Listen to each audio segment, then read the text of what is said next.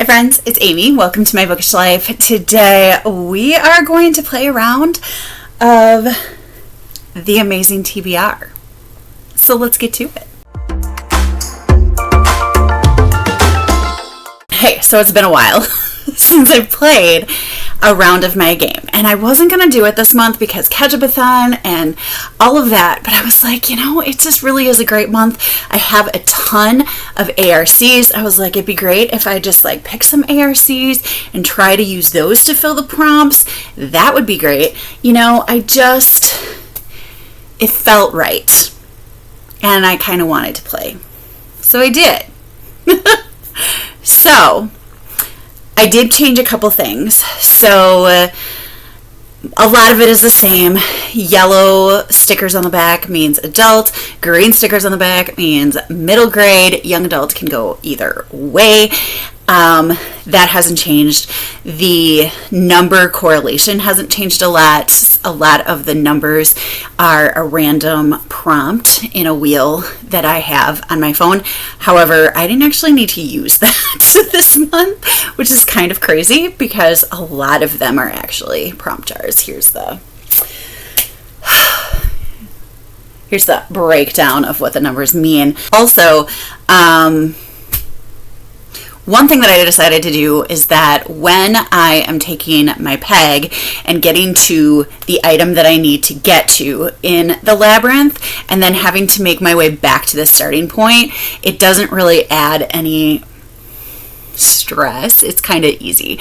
So my thought was that instead of having to go from home to the item to home, I would go from home to item to opposite corner. So for example, so instead of going from back to home, I go to the opposite corner home space, which added a little bit of a challenge to the board that I thought was really fun. Ended up with 5 prompts for my game, and I'm kind of excited about them. So let's just roll that beautiful game footage. Hello, Editing Amy here. So, all of my footage from my game is gone when I got the prompts to read. But I still want to share those prompts with you because I picked out some really great prompts or some really great books, and I'm going to read them. So this is what I decided to do. I decided to play another round of my game, but this time, instead of picking books that I'm going to read, I am going to choose books that I have read that would have fit those prompts to share. This may or may not work. I don't know, but I kind of think I'm going to like it. We will see. And maybe it's something that I do, play one round where I get prompts and one round where I choose books to talk about. But, yeah. So, that's what I'm going to do. I'm going to set the board back up. I'm going to play again. And this time, the prompts that I get are going to tell me what books I should talk about. So, these will be books that I have already read. If that makes sense. So, yeah, you'll see me again after I talk about all the books that follow the prompts. Okay, all right. The first piece that I was left with after I set up my board was Y16, and that is an adult book for adult audience friend pick. And actually, this works out really well because if you watched my July TBR video of priorities, Auntie Poldy and the Sicilian Lions was actually recommended by my sister, and she chose it for our book club because I was taking too long to read it. So this is going to be my pick for that, and I'm kind of excited. Obviously, the way I run my game, I can change whatever books fit the prompts at any point, but this one's probably, stuck. Okay, So after my first move, I got a green 3, which is a middle grade historical fiction, and a NetGalley book that I actually just acquired. And actually, I have the audio from Libro FM as part of the advanced listener copy, and that is Once in a Blue Moon by Sharon G. Flake. And I really love the writing style of Sharon G. Flake. She tells her stories well. I love how she tells her stories. And this takes place in 1939. We have a child who suffers greatly from anxiety, and I just think it sounds so amazing, so wonderful. And I have actually two advanced copies of it. And it comes out July 11th, so perfect. Second move on the board, third prompt, I've ended up with a green 7, and green again is middle grade, and 7 is art, which is really funny because I specifically decided to do this so that I could read some of my art. I have a lot of middle grade art, so it's going to be perfect. The one that I'm thinking of mostly is The Order of Things by... Oh, I don't know who it's by, but there is going to be a picture right here. It is a novel in verse. It's coming out this month, and it looks fabulous. We have a young girl whose best friend passes away, and she's trying to come up with a way to give her best friend a legacy. And I just think that's really cool. That's kind of where I am on that one. All right, and then after our third move, our fourth prompt is G11. So green, of course, is middle grade, and 11 is newly acquired. And so for that one, I am going to read Mackenzie's Last Run. This was sent to me by the author, and it's not really an advanced reader copy. It's already out. It's been out for a while, but I don't know how long it's been out. It came out last year, but it was sent to me by the author, and I really feel like it's one that I wanted to get to as soon as possible so that I can rate it and talk about it on Instagram and everything and everywhere. So this is my choice for newly acquired. All right, and then to get to the opposite home, I got green 4, and green 4 is again middle grade, and this one is contemporary. And actually, I'm kind of thinking that I might move The Order of Things to this one, and then because that's more specific, and then I can use any book I want to for ARC. So that's kind of where I'm thinking on that one. I have a lot of choices. There's a lot of back books that I just really want to get to, and it would be nice if I could get to them this month.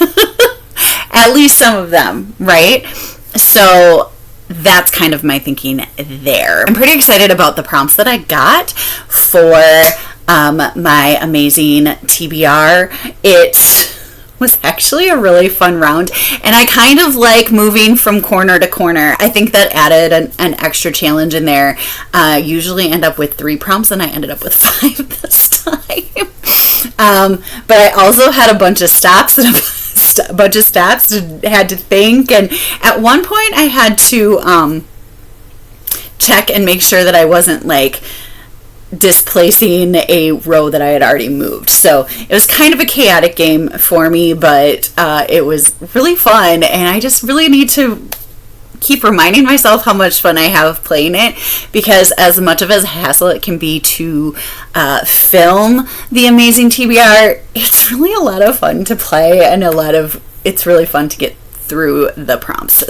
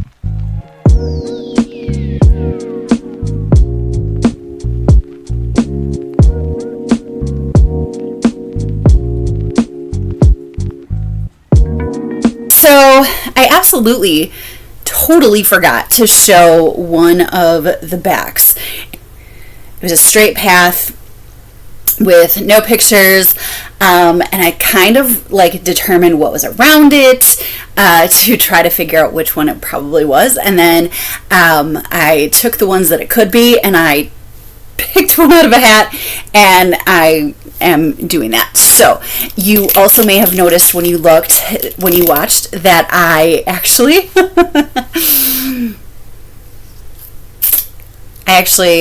have the same one. I should really,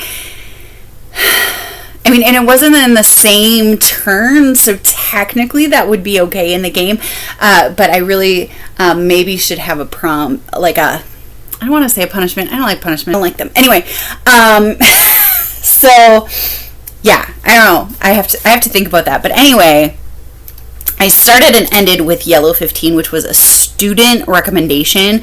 So those are going to be books that I have read that students have recommended to me. And then the next, I got both of the science fiction fantasy. So I'll have a middle grade science fiction fantasy and an adult science fiction fantasy. Should be okay there.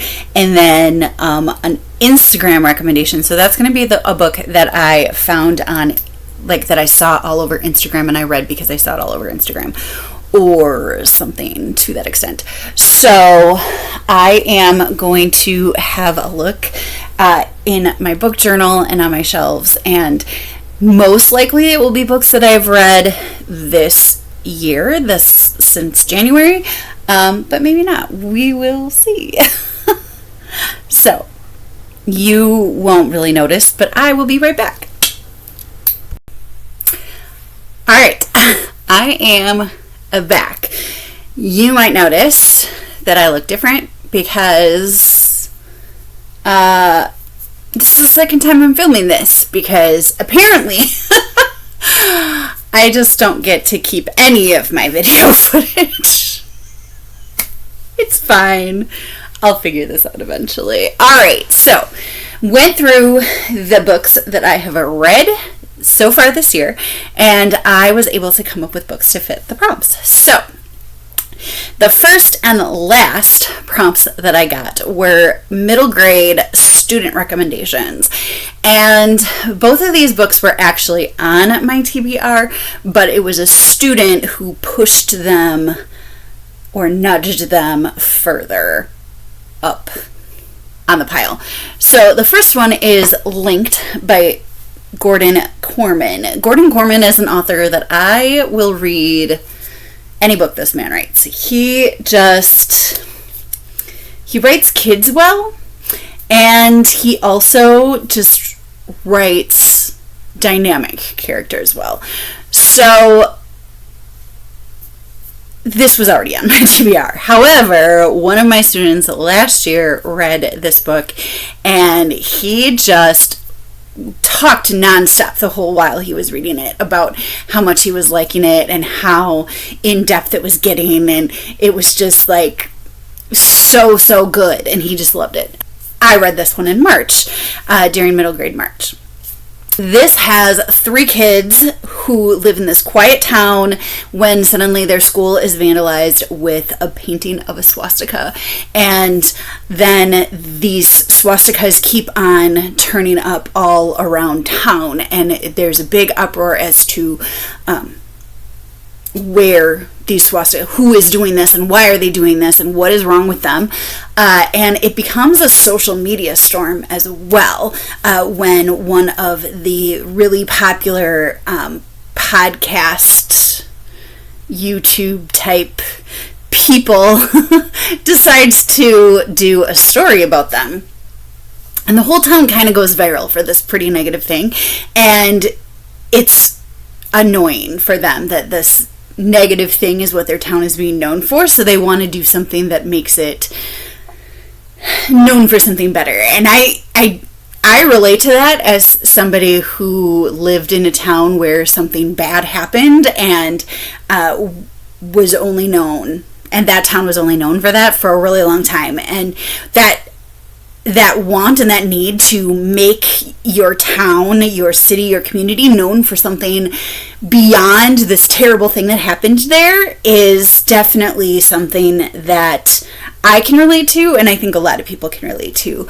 This book had like twists and turns in it, and it was mysterious, and I just really liked a lot about what the message here was, not only in coming together as a community, but also in recognizing when your actions are wrong and taking steps to make up for that. So definitely, I really, really, really recommend Linked by Gordon Corman. And so does one of my students. The other one is Pax by Sarah Pennypacker. This book is about a fox named Pax who lived his whole life with his boy Peter. And one day, Peter's dad forces Peter to let Pax back into the wild because the dad is joining the military, and Peter has to go live with his grandpa, which is a very aggravating premise for me, because a domesticated animal being released into the wild is not an okay thing to happen. Any one of you that grew up with Homeward Bound and the beautifulness that is that movie would absolutely love this book. The tragic heartbreaking along with the heartfelt wonderfulness. Peter is a great character. Pax is a wonderful character. The found family both of them create along the way is just a really, really fun really, really beautiful story. That's definitely not always fun, but definitely wonderful. This book was recommended to me by a 5th grader. This year, she actually begged me to read it as the next read aloud to the class, and I did, which is not always a great idea to read a book that you haven't actually read to your entire class, and I did it, and it worked out just fine. We finished that in April, and they loved it. We had lots of great discussions about it and what was happening and what was going on. Definitely recommend Pax by Sarah Pennypacker, and there is a sequel. The second prompt that I got was science fiction fantasy, an adult science fiction fantasy. And for this one, I want to talk about The Measure by Nikki Ehrlich. This I read in June. It was part of a new book club that I joined, and it is definitely a great book for a book club. I loved it. It got mixed reviews in the club, but it was a great conversation. For that alone, it makes a really great book club book. I don't know how well it fits this prompt, but I'm going to put it there because they make all of this technological advancements inside the context of the story in order to move the narrative along. So I'm going to say that's science fiction. It's fine. So in this, one day everyone 22 years old and over receives a box, and inside the box is a length of string, and it says something to the extent of, on this string you'll find your life, or in this box you'll find your life, something like that. Somehow the length of the string correlates to how long each person is going to live. And so some people have really, really long strings, and some people have really, really short strings, and the scientists quickly come up with ways to figure out what the formula is to figure out exactly, like, to the day or to the year how old you're going to be when you die. And it creates like this storm of controversy as to how somebody should be treated based on their string length. Should somebody be forced to look at their string? Should somebody have to disclose how long their string is when they're applying for a job? All of these ideas are kind of brought into it.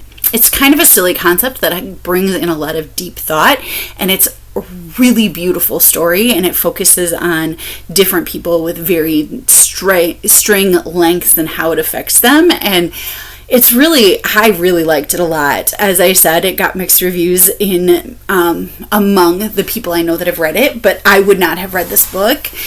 No matter how much I saw it on Facebook and Instagram, I would not have read this book if not for it being chosen as a book club book, and I gave it 4.5 or 5 stars. I really, really liked it. I needed a middle grade science fiction fantasy. And so for this one, I want to talk about another book that I read during middle grade March, and that is The City of Ember by Jean DeProw. In this book, we venture into the City of Ember, which has been around for about 200 years. The City of Ember was built to kind of house humanity in order to survive the apocalypse, basically. But now, 200 years later, there's nobody there that really remembers why they're there, where they came from, or anything like that. And the lights of the town start to flicker. And so they feel like they're in a lot of danger and don't know how to survive because they're running low on supplies. They're running low on electricity. Everything is just kind of happening really fast, and there's a lot of worry going around. The main characters are Lena and Dune, and they actually find a message that might help them figure out how to get out or to get help, but they have to decode the message. It's really great. I really liked it a lot, and I will say that I almost stopped reading this within the first couple chapters because it starts off almost exactly like The Giver starts, where the oldest children are getting their jobs. And so they're deciding what their job is going to be for the rest of their life. And that was always something that didn't sit really well with me in The Giver, but also that I didn't feel like was as good as it was done in The Giver. And I was just like, wow, I don't need to read a ripoff of The Giver. I'll read The Giver again. But I decided to keep going, and I'm really glad that I did because I really, really liked it. Once I got past that little bump, it was definitely not a complete ripoff, as my mind was telling me it might be. So, yeah, absolutely loved it. Also, the graphic novel version is coming out this year, and I was able to snag a copy of that on NetGalley and read the graphic novel version. I really feel like, as much as I loved the graphic novel, I'd be really sad if I missed so much of the story because it wasn't a part of the graphic novel. You know what I'm saying? I don't know. And then my second to last move was a green 16 Instagram rack. There's a part of me that feels like I got these all wrong. I don't care. It's fine. It was an Instagram rack. So for this one, I am going to go with Happiness for Beginners by Catherine Center, because the reason this book that I had already on my Kindle, but the reason that I decided to read it in June is that Catherine Center did a buddy read of Happiness for Beginners on her Instagram page, because the movie starring Ellie Kemper is coming out on July 27th. And I think that's super exciting. I cannot wait to watch this movie. And honestly, watching the trailer, it looks like it follows the book fairly well. And I'm excited. The people that I saw in the trailer matched what I saw for those roles, if that makes sense. Ellie Kemper I already had in my mind as being the main character because I had already known that was happening. So that's why it fit so well. But the rest of it that's not the case. Like the rest of it I was like, oh, perfect. Once I saw the trailer after I had read the book. I really, really liked this book. It starts with Helen Carpenter, who has been dealing with the loss of a relationship. She's been divorced for about a year, and she goes on this wilderness survival course in order to try and gain some independence. And then she finds out that not only is she going, but so is her brother's annoying best friend. It just kind of escalates from there. It's a lot of the book takes place kind of like in the wilderness, and you're like there. And I really enjoyed it a lot.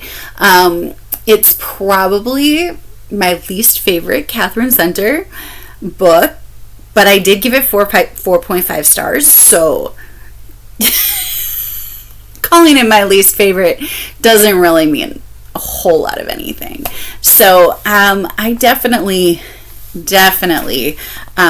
I'm glad that I noticed that on Instagram, so that's why I chose that for my Instagram rec. I'm just even more excited to read all the Catherine Center. Like, just bring it on. You know what I'm saying? All of it. So that's it. Let me know what you thought of this video. It's kind of a weird concept, but I kind of like how it turned out, I think. Maybe. I'm very certain that I did end the video when I thought that my game footage had recorded. So I'm going to bring you back to then. Bye for now. Let me know what you think of these books. I'd love to hear from you down in the comments. And if you like this video, please let me know with a thumbs up. If you would like to see more from me, I would love it if you subscribe. I hope you're finding something wonderful to read. And until next time, happy reading. Bye.